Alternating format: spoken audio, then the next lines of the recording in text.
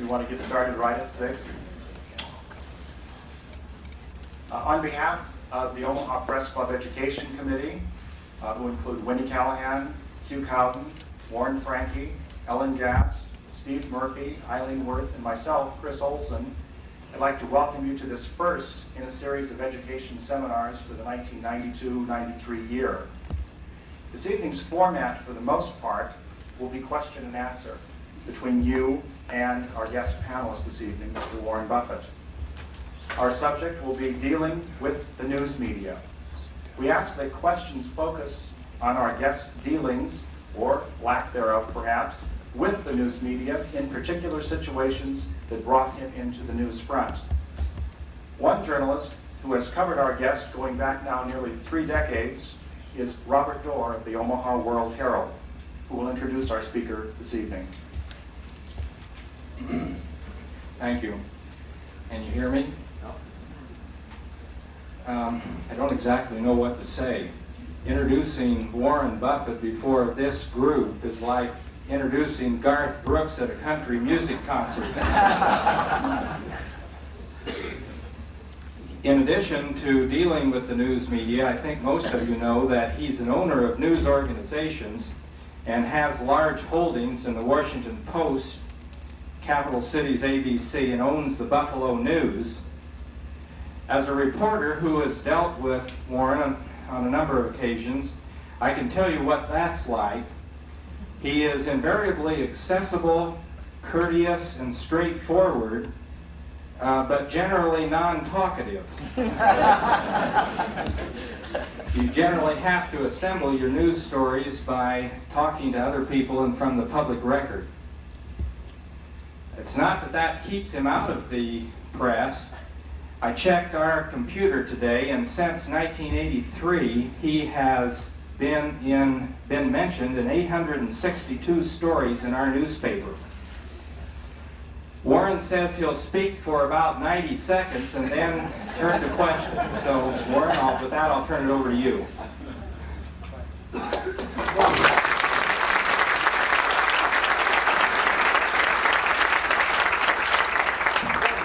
The obituaries, I feel fine about them. One of the comments that Howard Simons used to make at the Washington Post, Howard Simons was the managing editor at the time of Watergate under Ben Bradley, later went on to run the Neiman program, and when people constantly complain that you in the news business know that, how can you write about business when you haven't been in business, and how can you write about sports when you haven't been a football player yourself? And his retort to that was, you don't have to be dead to write obituaries. Now, the topic of dealing with the news media seems to me that probably the best advice I can give to you who have to do that is that it's really very much like the old advice about making love to a porcupine, that it should be done very carefully. But nevertheless, I have very fond memories of the media, because I wouldn't be here if it weren't for the newspaper business. My grandfather in 1905 bought the Cumming County Democrat in West Point, Nebraska. Believe it or not, in West Point, which was probably 2,000 people in those days, there were 2 newspapers, the West Point Republican and the Cumming County Democrat. His grandson learned something on what it's like to operate the 2 newspaper town from his grandfather. But these 2 newspapers existed, and my grandfather had his family, and my mother and her sisters and one brother, they lived over the newspaper in a little string of rooms on the 2nd floor. And when my mother was 11, she literally could run a linotype. As a matter of fact, the intertype people who made linotypes in those days wanted her to travel to Des Moines to exhibit the operation of a linotype to prove their statement that such a simple machine that even an 11-year-old could operate it. And she would go down to the train station where twice a day the train would come through, and she would get on the train when it stopped, because news was a little sparse in West Point. She'd interview people, write stories for the paper. She sold ads for the paper. It was all during high school years. She started the West Point high school paper. And when she got out of high school, she was 16, but she worked 3 years in the newspaper to get the money to go to school at the University of Nebraska. And when she got to the University of Nebraska, one of the first things she did was to go to the Daily Nebraskan and apply for a job. And the fellow that interviewed her was my dad, who was the editor of the Daily Nebraskan. Now, a few months later, after the first semester, my granddad lost his foreman, who bought a paper in Eustis, Nebraska himself, and so he called my mom and asked her if she'd come back to help out with the paper, which she did. So she took off a semester and then came back again to Nebraska, and a year or so later married my dad. But the fact that two sides of the family had a strong interest in the newspaper business, coupled with the stock market crash, I must admit, because my dad actually wanted to go into newspapering, but back in those days, and he had an offer from Greg McBride, I think it was, at a telephone someplace at the house where McBride told him to make up his mind. And my dad was a blind editor in a small town Nebraska he was going to go to work for, but he had that idea at the time, which was long passed out of favor, that he would let his father, who had paid for his education, call the shots on his first job. And my grandfather on that side had different ideas. So came to Omaha, became a stock salesman, and I was born in 1930, but I was conceived right around November 30th, 1929. Those of you who can put together what it would be like selling stocks in the fall of 1929, my conception will understand what happened. So that's the story of how I got here. And I spent the rest of my life trying to figure out how to avoid having the media end my life. And I guess that's the subject of our seminar this evening. And I think the best way to do this is just throw it open for questions. I've been around newspapers a long time. I worked for the Lincoln Journal in college. I delivered 5 newspaper routes when I was in Washington. I had 0.2% of all the Washington Post circulation in 1944. And I had this marvelous system because I delivered both the Post and its competitor, the Times Herald. So when my service was a little sloppy and people changed papers, they found my smiling face there.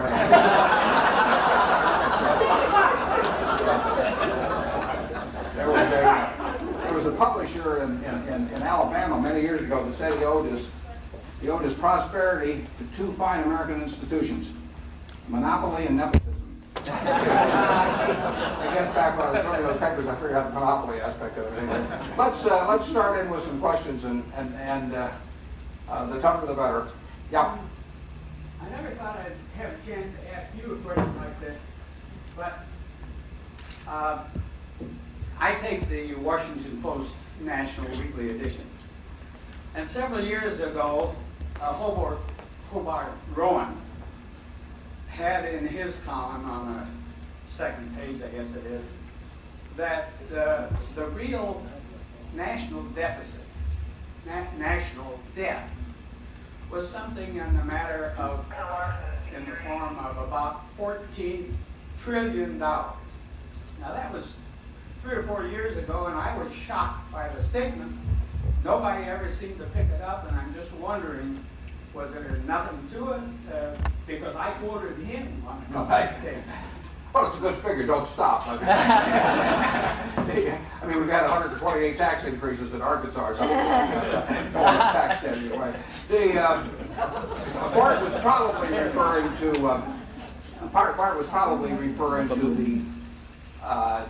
to the actual debt, which may have been $3.5 trillion then. Yeah. Plus, he may have been taking the present value of actuarial promises to people in the Social Security system. And when you have promised virtually everyone a retirement income which is geared to inflation, and you present value that, you get a huge sum. Now, on the other hand, the federal government obviously has the power to tax people in those future years to, in effect, make transfer payments. Social Security really isn't an insurance fund or an insurance operation. It started out with sort of that idea in mind, but it's accepted as what they call an intergenerational transfer payment now. And as long as the federal government has the power to tax, it may have to tax more and more because it's undertaxing now in relation to its actual actuarial costs. But it has enormous assets too. The value of all American corporations is $4 trillion.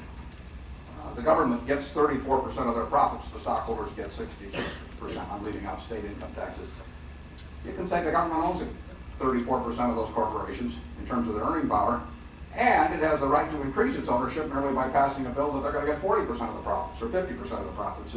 So it has enormous assets, it has enormous liabilities, and you can play around with either side of the equation, but essentially the country has more taxing power than it's used, which is why people don't get too upset about the $400 billion national debt.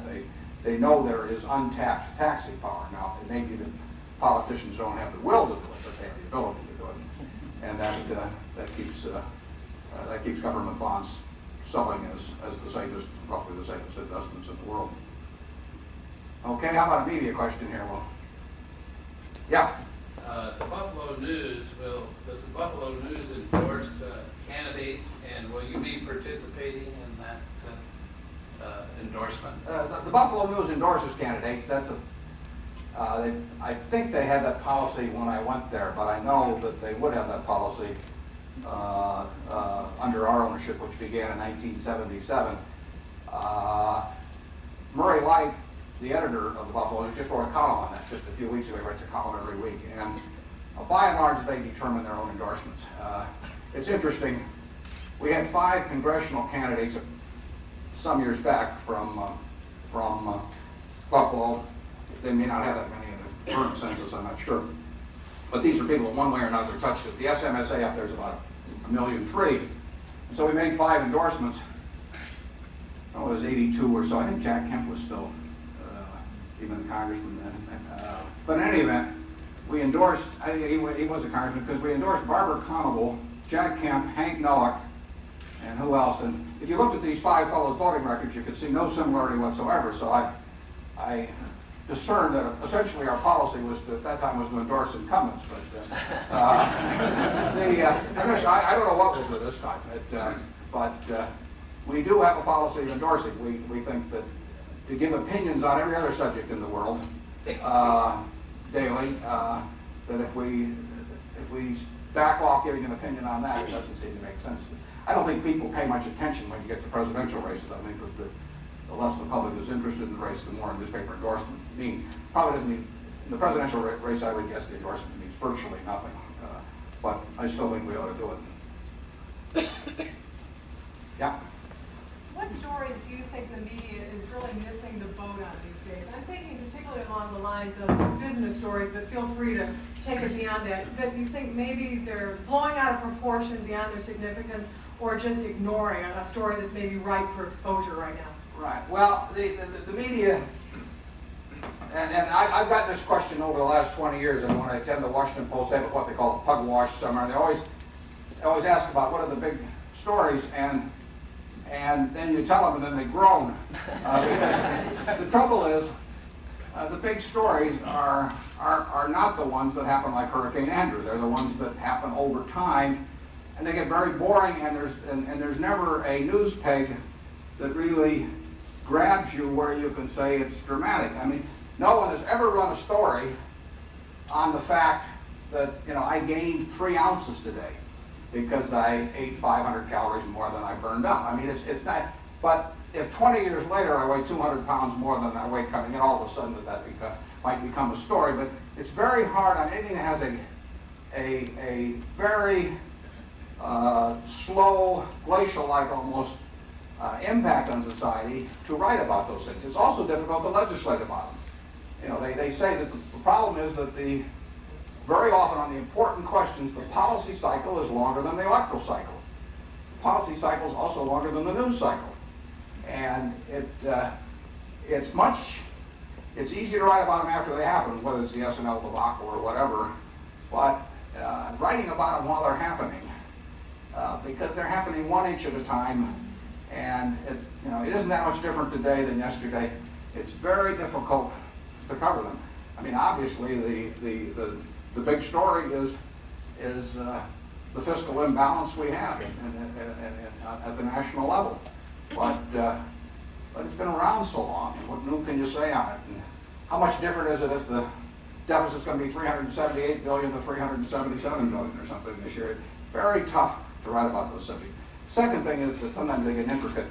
At the Sun, many years ago, 20 years ago plus, I talked to Paul Wing, a marvelous editor, about the thrift, not the industrial loan scandal that you could see was going to come in Nebraska. I mean, if you looked at the balance sheets which were sketchy, of the industrial loans, and you saw the regulation on everything, you knew there was going to be a very significant problem.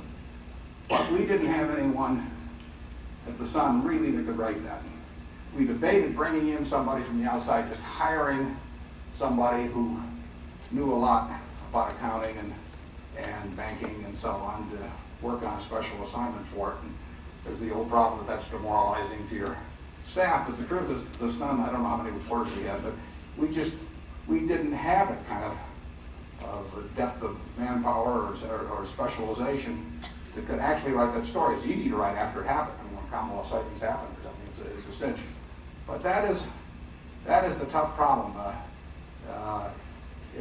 Take the population problem over time. I mean, how Malthus started writing about it, and he's taken a lot of abuse for a couple of hundred years. And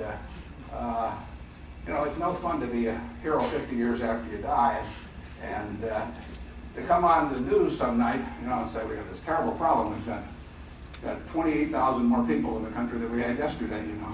5 billion, and run for Planned Parenthood or whatever. It's a little difficult, and I think that the better news organizations, depends on resources, but probably can best attack something like that by occasionally doing something in the way of a special or the long story. I think the Philadelphia Inquirer has done 2 or 3 of them in the last 5 or 6 years. They've had enormous requests for reprints, and those probably have some impact. But it's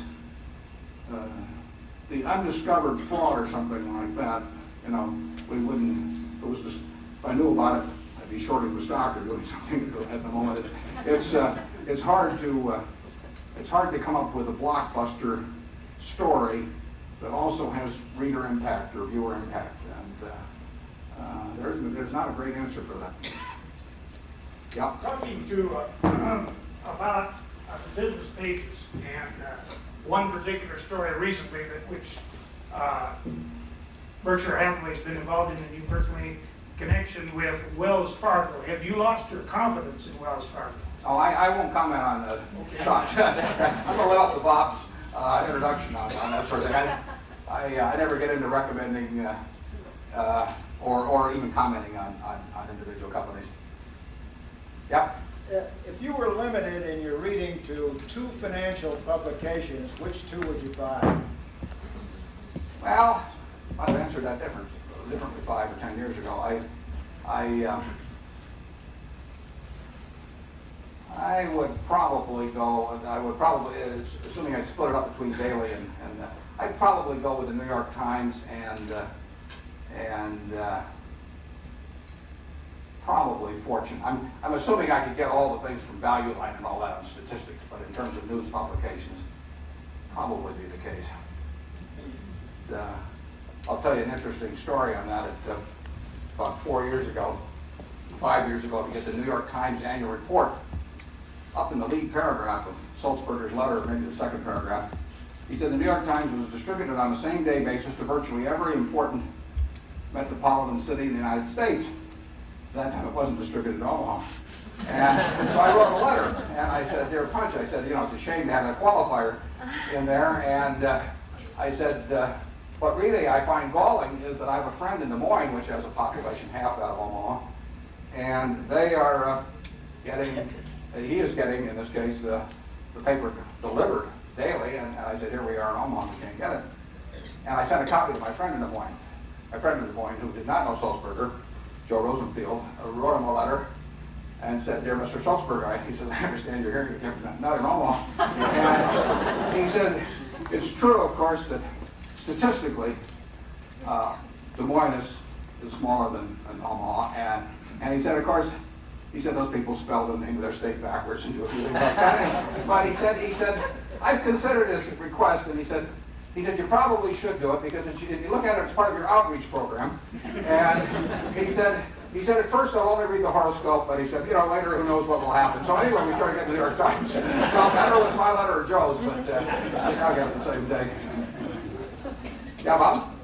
Would you comment on your attitude or your policy, I guess, on interviews? You particularly do not give interviews, as I understand, for anyone who wants to write a profile type interview. I'm wondering how long ago you started that, and why did you start it, and you think it's a good idea? Well, I would say I probably spend, I may be right, I'm sure there's somebody spends more, but I probably spend more time over the last 10 years, I probably spent more time, and even, or over the last year, with media people, I mean reporters, than any other CEO I know. Now, each one takes up a lot of time. I've had 5 profiles in the last 4 years by some form of national media, Linda Graham in the LA Times, L.J. Davis in the New York Times, I can't think of the gal's name, 4 of them. So on top of that, I get all kinds of people calling me on special aspects of certain things. Now, I don't know whether I average 2 hours a week or something like that, but if I didn't control it, it'd be 80 hours a week. I mean, the number that want to talk individually is astronomical. And I try to, the interviews, I never knew L.J. Davis or Linda Graham or those people before, but in terms of specific stories, somebody's calling about the S&Ls or accounting or banks or, I try as much as possible to talk to people that know a fair amount about the subject, because otherwise you can spend 45 minutes or an hour and you're basically giving a course in Insurance 101 or something of the sort. And in the end, they don't know enough to write a good story. I mean, I'm not knocking them for it, but they just don't. I mean, some of the issues get pretty complicated. And on the other hand, I'm willing to spend 45 minutes or an hour with somebody that knows a lot about it already, but is looking for the nuances and that sort of thing. So I spend a fair amount of time, but I would say on some of the stories that broke, we might have had 100 calls or something. I mean, if you take 10 minutes each, we never had a public relations function. Now at Solomon, they had 12 people or so in public relations, and when the scandal broke, they took on all kinds of temporary help. I don't know what the maximum number of people they would have had at one time there, but 12 was the normal complement in that department, and I wouldn't be surprised if they got up to 30 or 40 people, and they were answering phones all the time, and essentially, we're not equipped to do it, we don't need to do it.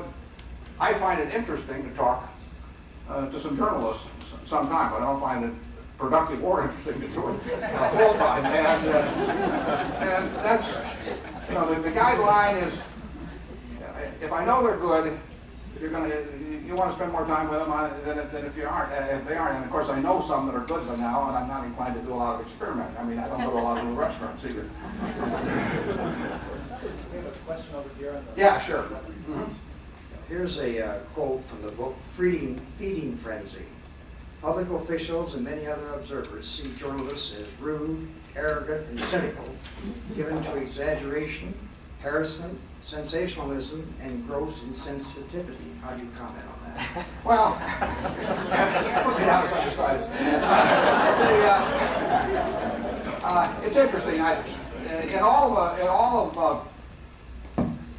going to be wrong on this, but there's 1,600 newspapers in the country, and the only one I can think of that really has a media critic that writes regularly is the LA Times with David Shaw. And David writes some very good stuff. In fact, maybe they've done it. I would think it'd be a good idea to put some of his together in a book.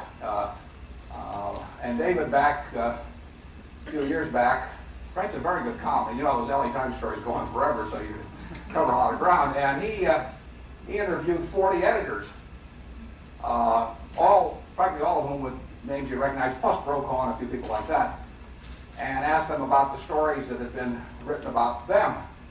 And of course they came up with all those adjectives.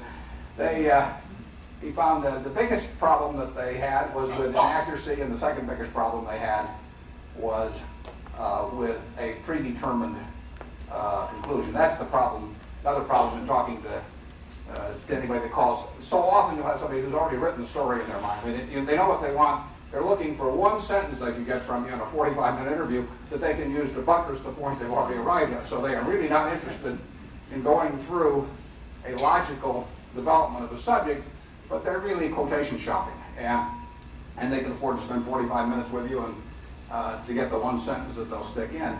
And these editors in the Shaw interview, Tom Winship of the Globe, all the people you know, and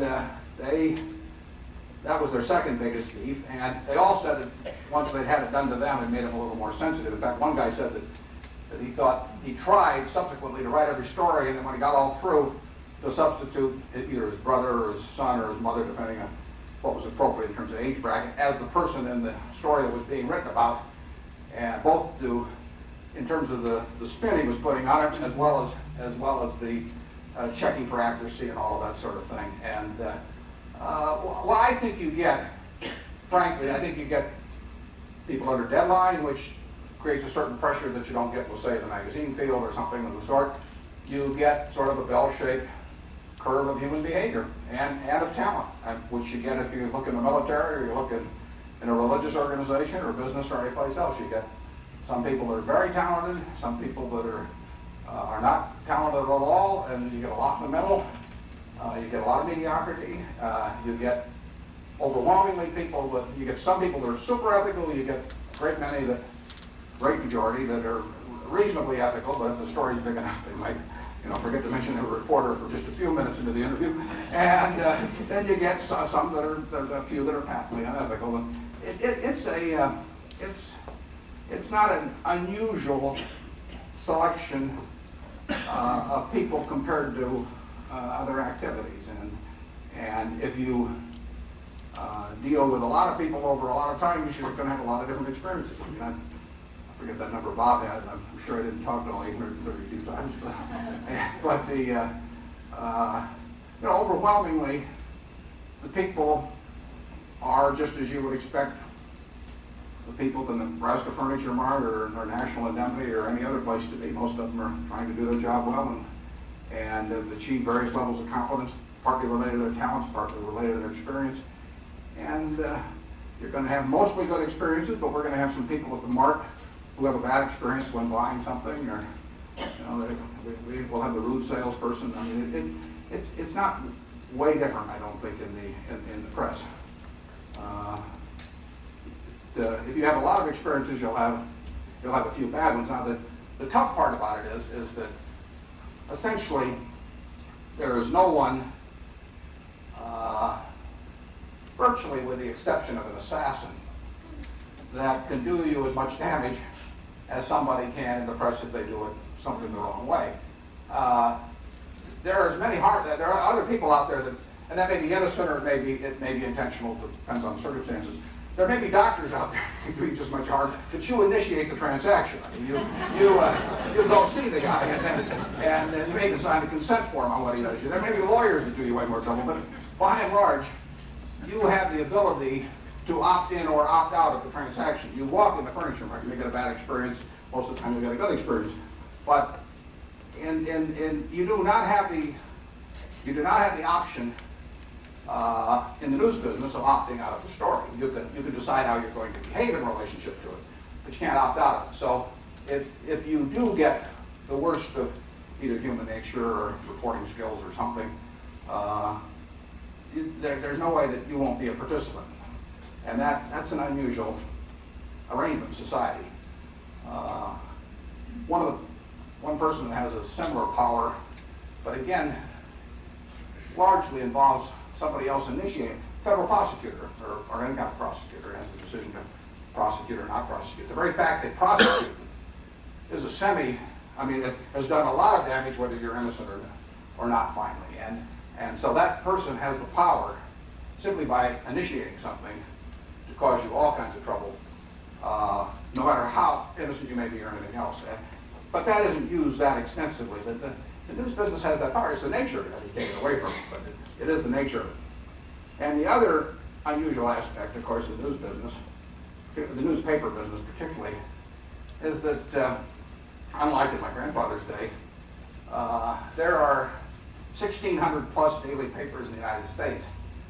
And essentially, with exceptions you can almost count on one hand, there are no competing papers. And the reason, of course, is that the essential economics of the business drive it toward one newspaper per city or town or metropolitan area.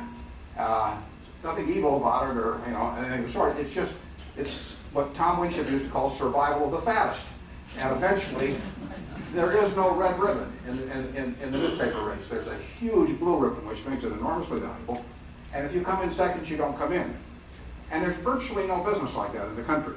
If you had 1,600 towns, each with one hamburger stand, each with one bank, each with one woman's shoe store, each with whatever it may be, there would be competition that would come in against them. The guy that runs the best shoe store in the country or the best hamburger chain in the country would look at the town with the worst, and he would come in on top of it. But it doesn't happen in the newspaper business. I mean, 10 years ago, everybody talked about how terrible the Manchester Union Leader was when Loeb was running it. And they said it was the worst newspaper in the country, is shame, rag, etc. But all these great news organizations with enormous resources, money coming out of their ears, would have dreamt of putting another paper in Manchester, New Hampshire, because they would have gotten their ears pinned back. And they knew it.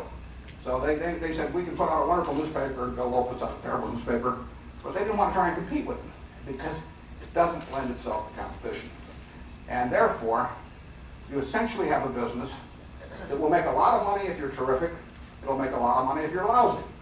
And there's no difference. I mean, you pick a paper that you tell me you think is lousy, and I will show you one with 30% profit margins. And people always used to laugh at Roy Thompson, and he never saw the Council Bluffs Mountain for all of his lifetime. I met him over in London. I asked him one time if he ever been to Council Bluffs. Never been there. But he knew the figures, as he said. And I don't have any feelings about that at all, but a lot of people knocked Thompson newspapers in those years, but they had the highest profit margins. And all these people that wanted to say excellence produces profitability and we're very rich because we're very good, it doesn't hold water, because on that basis Thompson was the best of them all. And there is no correlation between profits and excellence. So that means that how good a newspaper is depends entirely on the wishes of its owner. Very interesting phenomenon. There's really nothing quite like that in American business. I mean, if you set up a hamburger stand, you turn out lousy hamburgers, McDonald's is going to be next to you or whomever, and you won't be around a year later. I mean, competition, if you give terrible service in a business or prices are too high or anything else, you will be put out of business by somebody else, unless you have a regulated monopoly, but then your profits are limited and you have an electric light company or phone company or something. Newspaper business, you are as good as you want to be and you're as bad as you want to be. And there are 1,600 papers, and there's a wide variety of excellence among those papers, but there is no correlation between excellence and profitability.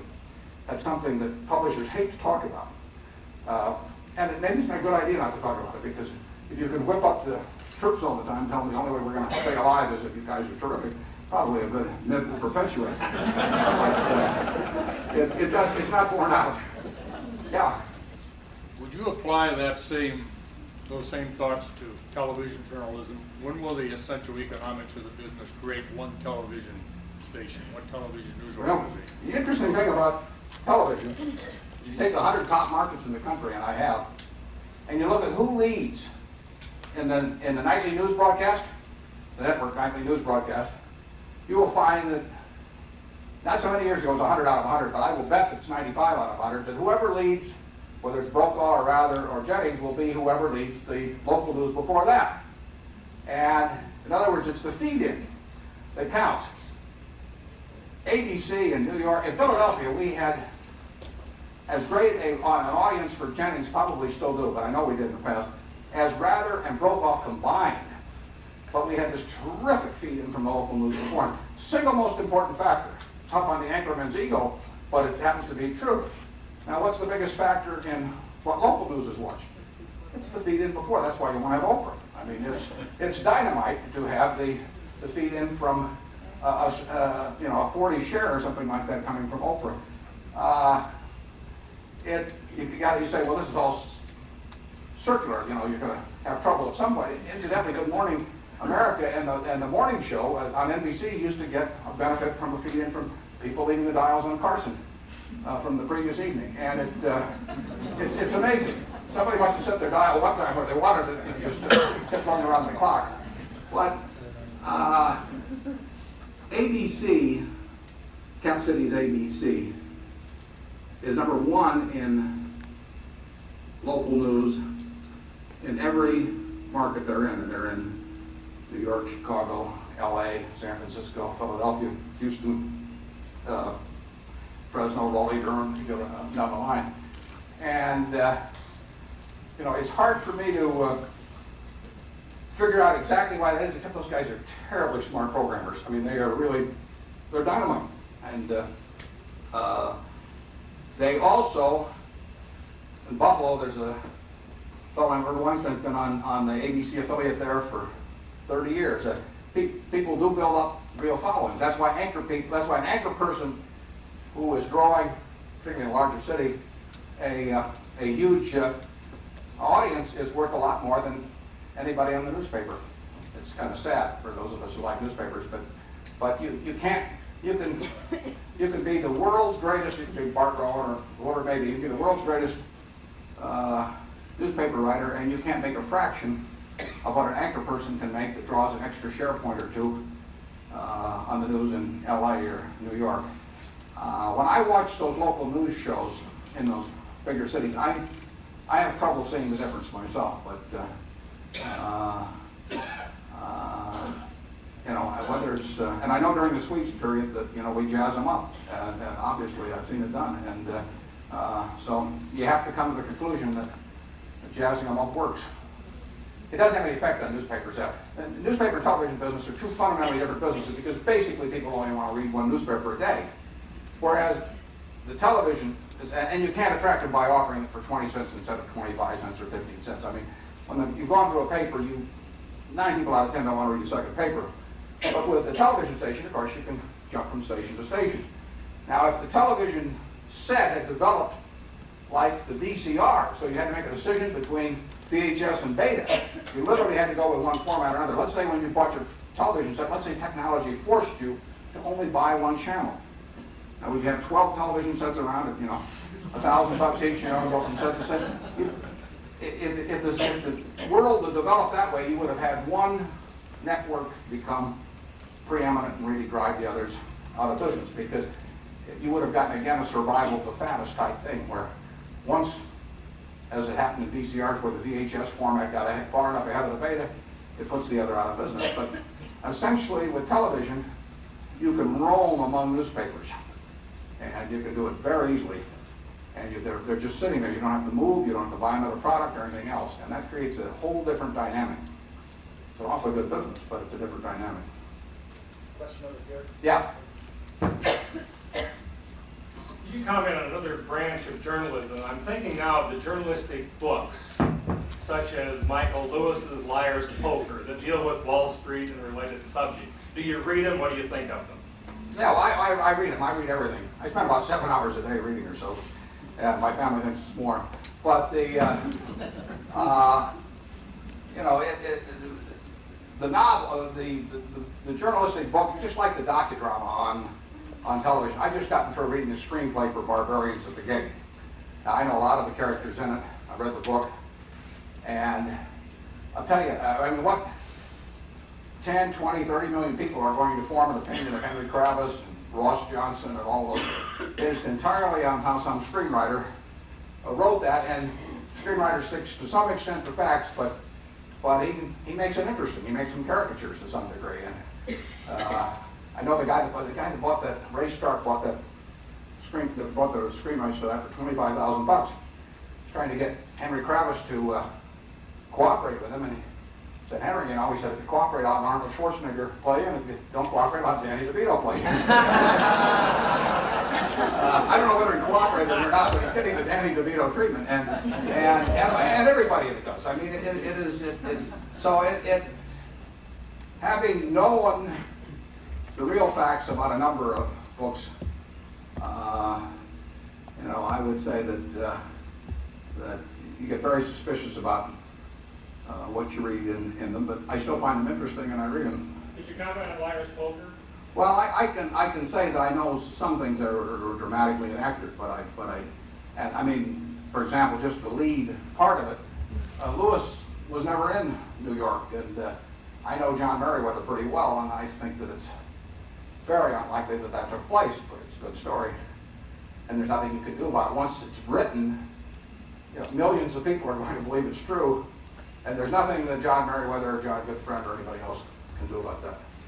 I personally would bet a lot of money that it isn't true, but I can't prove it either. I mean, I wasn't standing on the trading floor every minute of the day,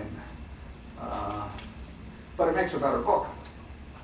And there's an enormous temptation. In fact, I mean, I know authors that are working on books where the publisher is pushing them to jazz up the book. It's just, they want to sell books. And after you've given somebody $500,000 or $1 million, I've had big advances offered to me, and I would never take an advance on a book. I might write a book, but I wouldn't take an advance on it because I wouldn't want to feel indebted to any publisher until I decided what I want to do when I got all through. But if somebody's giving you $500,000 or $1 million, and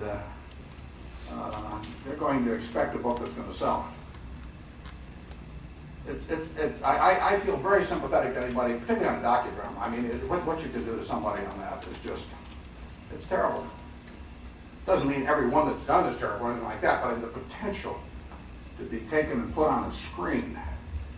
I don't know whether Nixon was down on his knees praying with Kissinger, during Watergate or anything, but it doesn't make any difference. I mean, once you put it on the screen, that's what tens of millions of people will think. That's what I personally hate about a JFK. I mean, I think the odds of that being an accurate rendition of history are extraordinarily low, but 20 years from now, more people may believe that than any other rendition. Screen is really powerful. I mean, books are powerful too, but the screen is incredibly powerful. Yeah. What's your response to the criticism that you've used the media in handling the Solomon debacle? Well, there's no question. We had to talk to people in some way. They're going to write something every day. And the first day I went in there, we called the press conference. It was a day in a Sunday in August, and all the journalists, must have been a couple hundred of them, showed up in shorts and Levi's and everything else. But I had to tell them what I had learned in the previous 48 hours to the best of my knowledge as to what the situation was, because I couldn't be sure that every fact was right, and I told them that ahead of time, but I could tell them exactly what I knew at that time. I didn't have any problem doing that. And at least then, they had the opportunity of starting from the same fact base that I did. And then I had a further opportunity in talking before Congress, because we made these 50 or 60-page submissions which laid out every fact that we knew. And we told them that we'd update them every time we knew additional facts. But there's no question that if you have a scandal on your hands, that the best thing to do, in my view, is to lay out everything you know, and never lie under any circumstances. Don't pay any attention to the lawyers. Basically, don't pay attention to any public relations people. Part that's probably defending half the audience, but I'll get to the other half later. If you start letting lawyers get into the picture, they'll basically tell you don't say anything. And the world is out there making a judgment about some very fast story that they don't quite understand anyway. They don't quite know the names of these people yet. You remember Watergate originally? I mean, after a while, you started getting the people located, but it almost took the urban committee to get things kind of straightened out for you. And you have these characters coming and going, and people making self-serving statements, and the press getting it wrong sometimes, and so on. A lot of things, and you've got to do the best you can to give them your fact base.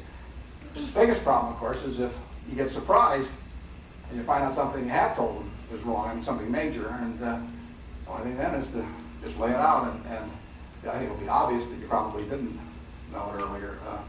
But right straight through, I just figured that if we told everything we knew, we waived attorney-client privilege. We gave all our material to the government. A lot of that, became publicly available immediately. We ran into people, obviously, that were using the press in other ways. We had short sellers in the stock that would call Senate committees or subcommittees, call the press, told the LA Times, told the press guy at Solomon about the same voice calling in with 4 or 5 different rumors to start that foreign exchange problems or all these kind of things. And it's a multi-dimensional fire for a while, and you can't do it perfectly, but you'll never get tangled up if you just basically lay it out as you see it. And it's very fortunate when you aren't implicated in any way yourself. It must be a different thing if you're John Dean or something. But incidentally, my friend Jim Burke had a problem with Tylenol, and he basically ignored the lawyers. Here's all this product liability and everything out there, but Jim basically just kept laying out as he saw it, and he was up 18 hours a day and all that doing it, but it only lasted about 5 or 6 weeks, and it's not a bad example. The problem is you get into what everybody has called lowest common denominator journalism. I mean, somebody is going to write it, and then once they write it, it kind of moves along the food chain, and they use the term aptly. And in Arthur Ashe, I personally, I wouldn't write that story myself. Now, if I'm editor of some major paper, every other paper in the country is carrying it, or I'm the news director at the network, I think that the momentum tends to push it along once it starts.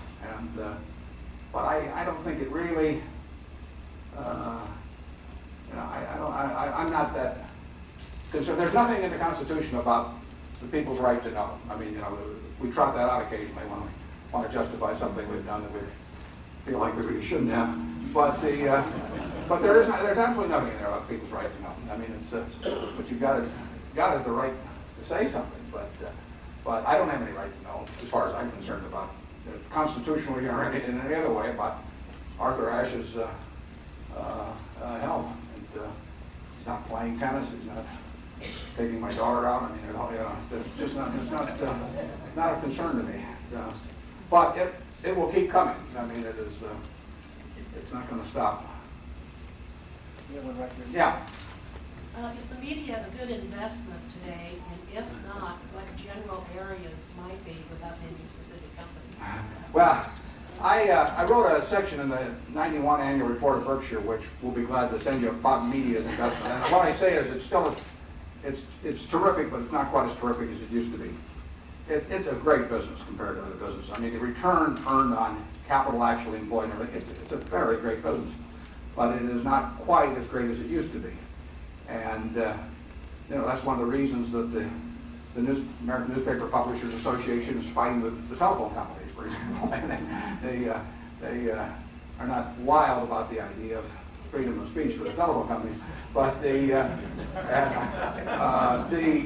nobody likes competitive.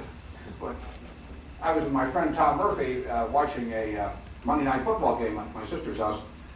Terrific 45-inch picture or something of this game. And I said to Murph, and this was ABC, of course. I said to Murph, what a terrific job there! What a terrific picture. He said, I like the better one. It's 8 inches black and white. Of course, then there were only 3 of us, you see. And when Anheuser wanted to sell beer, they came to us, When General Motors wanted to sell Buicks, they came to us. And every year we just raised the prices. And it was a great business. That business has gotten diluted. There were 3 electronic highways in the United States 30 years ago. 3 electronic highways pumped into virtually every household in the United States. Think of that. The short factor in distribution were these highways. There's lots of talent, lots of heavyweight fighters out there, lots of people watching at the other end. Only 3 highways. The highway guy makes all the money then. Now there are all kinds of highways, so Mike Tyson makes all the money, or Holyfield, or whomever, because talent is the short commodity now, and we're just another electronic highway, and that diminishes. It's still pretty good, incidentally, but it's not like it was. The newspaper is terrific, but of course Advil comes along, and the U.S. Postal Service is the biggest threat to the newspaper business. You know, I used to say to the Washington Post, you know, they were terribly worried about the Washington Star. You know, what if they got Newsbury or whatever? You know, I'd say, you know, let the Washington Star have top draft pick of 100 journalists any place in the United States. All I got to do is just name the names, and they all come over to the Washington Star. It's not worth an eighth of a point on the Washington Post stock. But Advil, I mean, let the U.S. Postal Service drop its third-class rates 20%, and you can have a very appreciable effect on the paper, as you can if the bells get into the classified and so on. That's where the competition comes in. Okay, the second part of the question. Yeah, what do we buy tomorrow morning, right? Okay, what are general areas that would be where you would put your money? Yeah, I say all I want to say about that in the annual report of Berkshire or the Berkshire annual meeting. I don't go beyond that, as Bob knows. Right behind you. You've written pretty extensively about the impact that emotions have on the market. To what extent can the media influence those emotions on a macro basis? And then would you comment on some specific, you don't have to comment on PS Group, but there was an article that drove it up, and then there was some comments by somebody in USA Today that shorted it and drove it down. So what extent does the media have influence on the market? Well, the media generally is on a very short time cycle, so it's hard for them to say anything of any importance. I mean, what I really want to know is what's going to be. I mean, if you bought Coca-Cola in 1990 and you paid $40, you got $1.8 million, you know, for that $40. Now, I want to know what the next Coca-Cola is, but that's a little slow in unfolding for newspapers. So you're not going to get a lot out of that. But there is this interesting aspect. I was thinking about this on the way down. You know, basically, news people and I are in the same business. I mean, I go out and I try to report, essentially, on a company. I try to evaluate its management, I try to evaluate its competition, its product, its service, its prices, its costs, everything. I'm trying to do a repertorial job on that business. I may never heard of it before. And that is my job. I assign myself a story. And every morning when I come to work, and it may be triggered by some event, but I assign myself a story. Now, the story always happens to be, what is X worth? But that's a story. And in 1973, when we were buying the Washington Post Company with a total valuation of $80 million, and Woodward was working on Watergate, let's say that Woodward had assigned himself a story, just exactly like Bradley come in and said, Woodward, I want you to spend the next week doing a story on what is the Washington Post Company worth. Now, if Woodward had had that assignment and he'd gone out for the week, he'd have come in with a pretty damn good story at the end of the week. He would have come in with a story that would have said the Washington Post Company is worth about $400 million, and it was selling for $80 million. Now, if he'd assigned himself that story, he would have made a ton of money. It's assigning yourself the right story. And I said this to Woodward. I said, why don't you just assign yourself a story to work on between 6 and 7 in the morning every morning? They always want me to tell them what stocks to buy. And I always say, well, I'll let you assign yourself the story and work on it from 6 to 7 in the morning. 1 hour a day on your own assignment, and the other 8 or 10 hours you work for Bradley. And essentially, that's a lot easier story than the stories he's trying to get. He's trying to get the story of what case he's thinking at the CIA or something, you know, or what he's mumbling up in his hospital room. And essentially, it is a hell of a lot easier to go out and figure out what the Washington Post Company's worth. They had at that time 4 big TV stations. You go interview some TV brokers. You find out what other sales were. I mean, it is not a tough story. And the interesting to me is that all of the journalists that have covered, you know, Berkshire over 25 years, they come in, they write about Berkshire, and they look at everything, but virtually none of them have bought the stock. And it's usually not against the code of ethics. I mean, as long as they tell, at most publications, certainly all the big magazines and all that, all they have to do is give the information to their editors to what they're doing and not buy right before an article and all that sort of thing, hold it a long time. But here are all these people, they're doing all this work on Berkshire, you know, and they're trying to figure out what I'm thinking and what we're doing, and they look at the record, but they never do anything about it. They write a story and then they go on to something else. And I just say that, you know, somehow their brain isn't quite connected to their eyeballs sometimes. You would think, I mean, but all the time they're saying, what do I do with my money? You know, and I should have buy Series E bonds. It's really interesting. So I say 90% of investing is assigning yourself the right story. The reporting of it is fairly easy. We have time for one more question. Okay. Seems to intimidate. Yeah.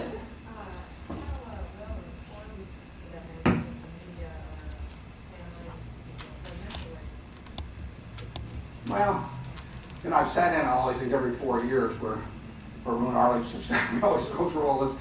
And it's, you know, it is very tough because people do love the horse race aspect of it. And journalists love the horse race aspect of it. That's why, you know, the journalists all basically were, you know, are orgasmic when Perot was in it. I mean, that really made it interesting. It didn't have anything to do with whether it was good to the country or anything like that, but it was interesting. And there was a lot, I mean, you know, you grab the paper every day and you, I think that I see a number of papers that are making real, I think very tough on television, except on the news shows. I mean, I think Brinkley and those shows are very good, and I watch them every week. But I think in the network news it's very tough, and I don't think you get very much about the campaign on the network news. I think some papers do a particularly good job. I'd say the New York Times and the Post do a very good job on covering what the candidates do. If you get that Washington Post Weekly that was referred to, which I get, there's a lot in there, and they make a real attempt to do it. Whether people, what the readership is of that compared to Jennifer Flowers, I don't know, but the column inches are there, and some quality reporters are working on it, and it's available. You won't get it on network news, though, in my view. It just 22 minutes doesn't really do it.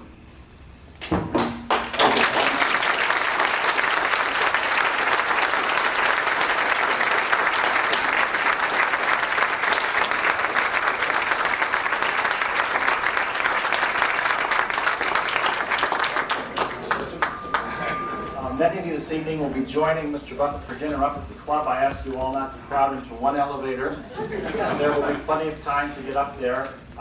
We're adjourned. Thank you again, Mr. Buffett. Thanks, evening.